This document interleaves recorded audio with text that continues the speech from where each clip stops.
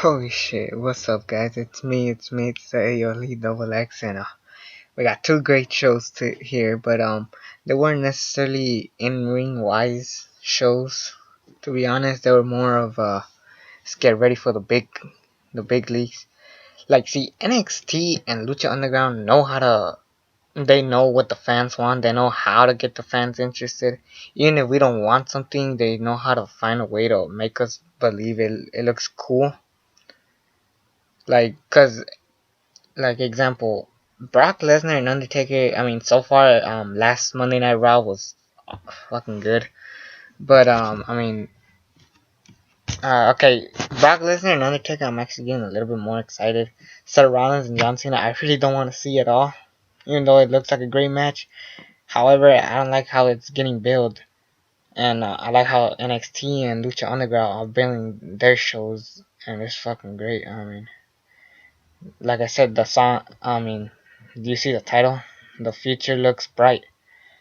Like my song, off the ground. If you haven't heard it yet, your future is a fight. We're fighting through the night. Your future is a fight. Anyways, let's just get on with the show. Let's start with NXT. It starts with Finn Balor opening.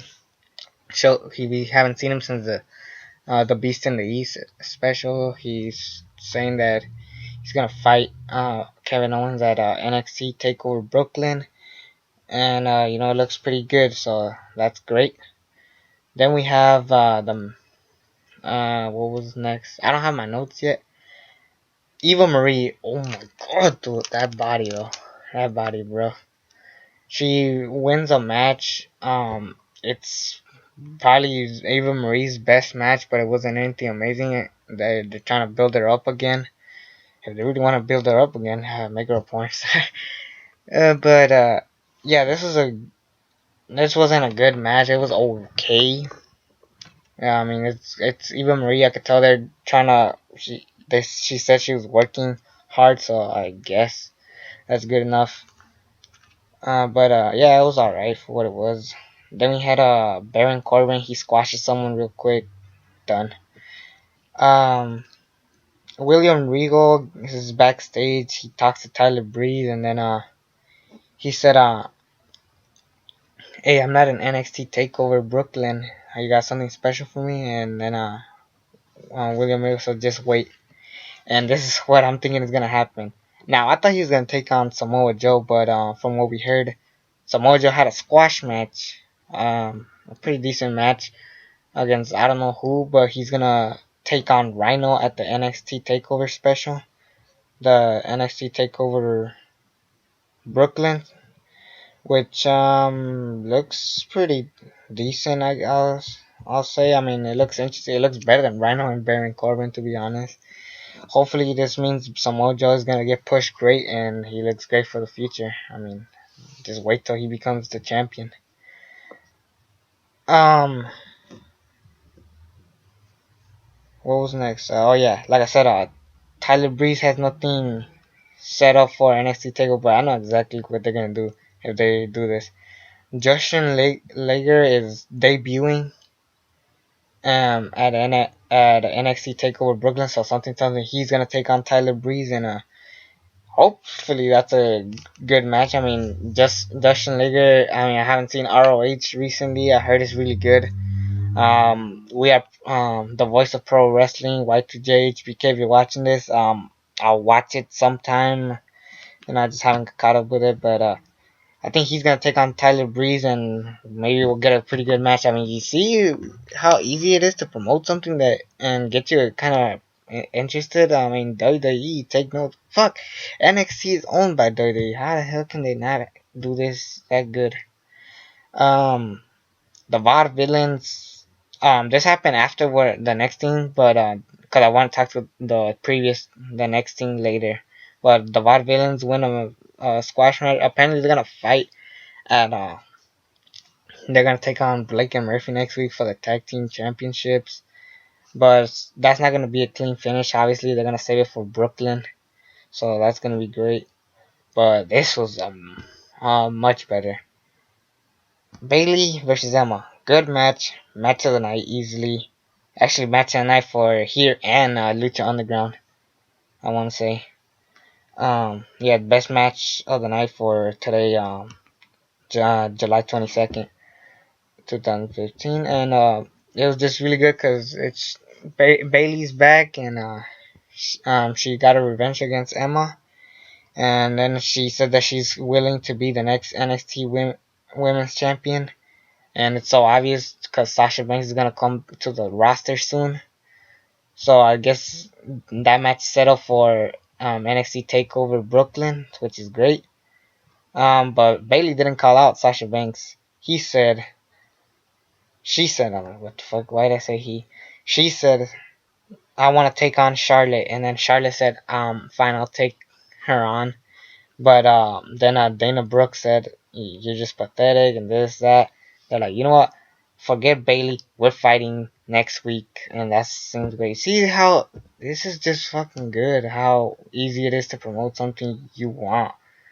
I mean, so we get Charlotte versus Dana Brooke next week. And then 2 weeks, I guess, we get Bayley and Charlotte. And then NXT TakeOver Brooklyn, Sasha Banks versus Bayley.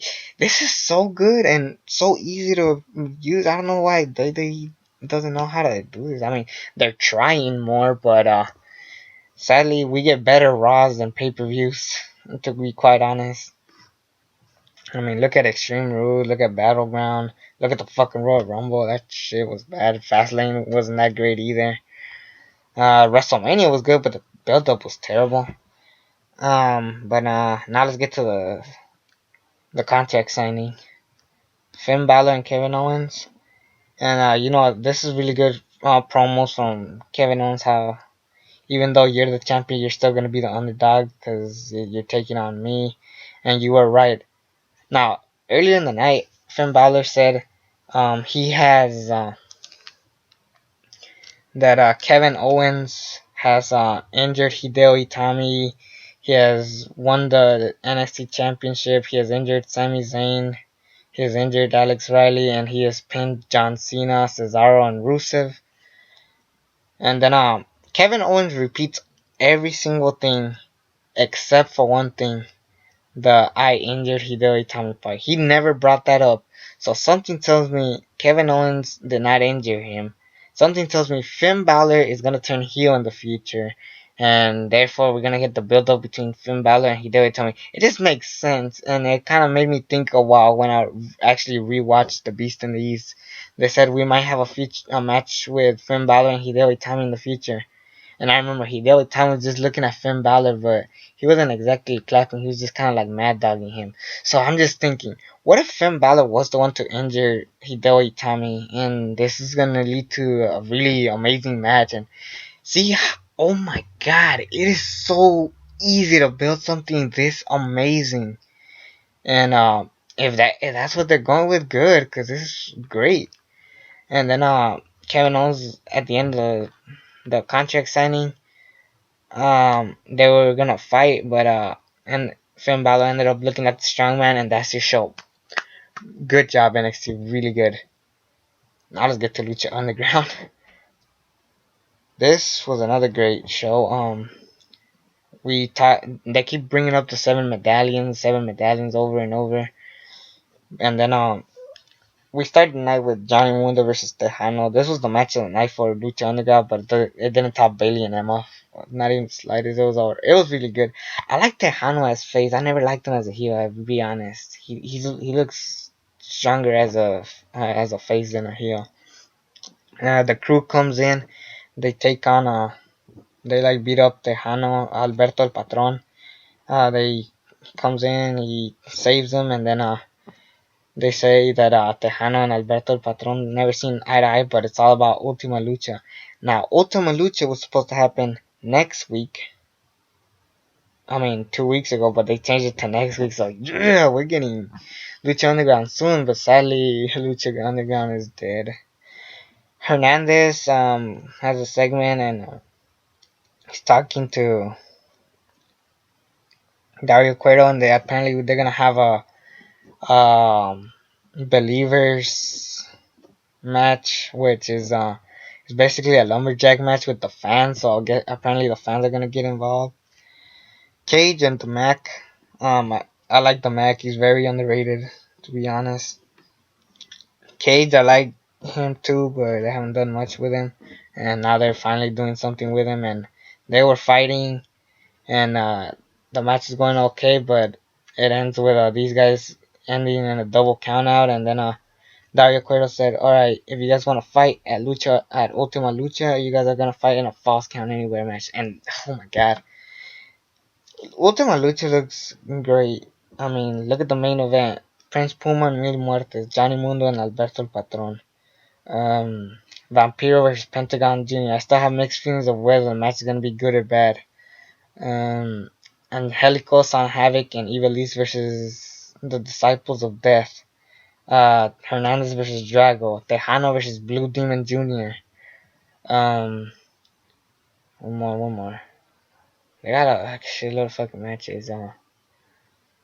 What more? They got, damn it, they got so much. And I'm trying to remember everything, but at the top of my head, I just can't quite remember. I think that's it, but I think they had more. It looks so packed. I mean, oh, like Hernandez in the Mac. How the fuck I forget that? I mean, that's 7 matches. 8 with the one I'm just about to talk about. The 7 medallions now. Dario Cueto said that everybody who has the 7 medallions will earn a shot to get a Lucha Underground championship opportunity whenever they want. But he said it's unlike Money in a Bank where you cash in whenever you want, which is dumb. So that was kind of funny what they did there. They're basically calling out WWE for the Money in the Bank. He's like, you have to tell me ahead so I could promote the fight. So I mean, it's basically like Money in the Bank, and yeah, it's basically like Money in the Bank, but we don't know exactly. I mean, we don't know when it's gonna happen, but we'll know when it's gonna happen when they promote it. So that's cool. And then here are the 7 people that have won the medallions, the Aztec medallions. Oh, hold on. I have my phone. Why am I trying to memorize them? They're like right here. Jack Evans, who I doubt will win. Aerostar, who has somewhat of a shot to win. King Cuerno, who I could tell they needed something to do with him. I kind of feel bad for him. I'm not a big time King Cuerno fan, but they're doing something with him, so I guess that's good for him. Ben Gala, who is this like tiger guy, I haven't heard of him for a while. Sexy Star, who beat both Superfly and this fat motherfucker who I'll talk about later. Um, and Big Right, who actually paid earlier Dario Cueto to get the match, so that was good. And then they're like, wait, there's one more medallion, and I'm gonna have a battle royal because Fenix got injured by Mil Muertes, and therefore Fenix comes back, and then she said, "Alright, I'll put you in the battle royal because I'm in a good mood, fine." So then we have the battle royal. The last 2 were Fenix and that one fat motherfucker I just talked about. But this was a different battle royal. The last 2 had to actually fight like pinfall submission. No shit, Fenix was gonna win, and he's the Aztec medallion winner. So, Ultima Lucha looks great. They keep saying August 5th. However, they keep promoting it like it's gonna happen next Wednesday. So I don't know. I'm confused by that. And yeah, that's gonna be awesome. And therefore, we're gonna have yeah, Ultima Lucha looks amazing. But then we have Prince Puma. He was gonna talk for the first time, but then Mil Muertes and Katrina distract him, and therefore, he gets distracted, and then the Disciples of Death try to attack Prince Puma. He like whoops him easily, and then he fucks up Mil Muertes like nothing, and that's because Katrina didn't do shit. But something tells me Mil Muertes is gonna win the Ultima Lucha Championship, and I love Prince Puma a lot, and I don't want him to lose the NXT Championship, but at least he's losing it to a beast like Mil Muertes, the way he's being booked, like if he was Brock Lesnar or some shit. So that's gonna be great, and something tells me Phoenix will win the Aztec Medallion, so then they could have a big time Mil Muertes Phoenix match, and it's just gonna be amazing. Season 2. I mean, we're gonna miss Lucha Underground, but fuck it.